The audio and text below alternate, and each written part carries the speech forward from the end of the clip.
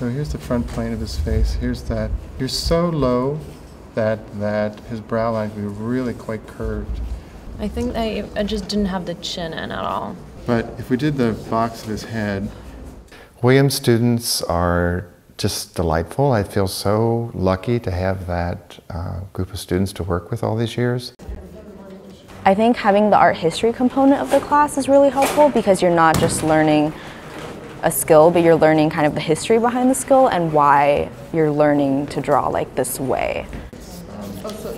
Students come with a lot of fear, and particularly Williams students because they're all such high achievers, and they think if they don't get it right in the first couple of weeks that, you know, their life is over, and they really get anxious. So, you know, you just have to deal with that out front real fast. You make them work really fast. They work so fast they can't think. So there's no time for fear. There's no time to engage that part of the brain. They're so busy looking and reacting that self-consciousness gets kind of dissolved. One of the main things that I'm learning in this class is that structure and flexibility and creativity go hand in hand, and that they're really important in any kind of class, not just math or science, but also in the arts.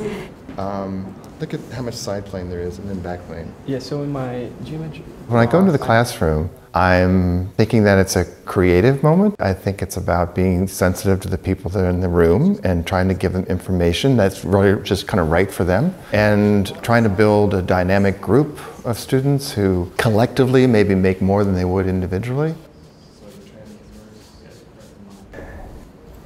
This seems to be slightly misplaced. There's more side plane forward, here. torso, and his face.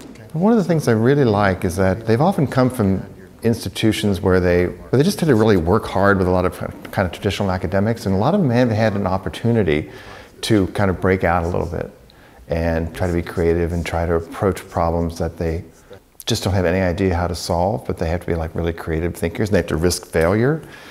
And almost always when I give students, this kind of student, an open-ended project that requires them to creatively solve a problem in a territory in which they've never been before, they are really excited and they're really up for it, and they just try everything. And that's really fun to work with. We're going to let it stay as a directional mark. Really? Oh, I've never done that. I always wanted to do that.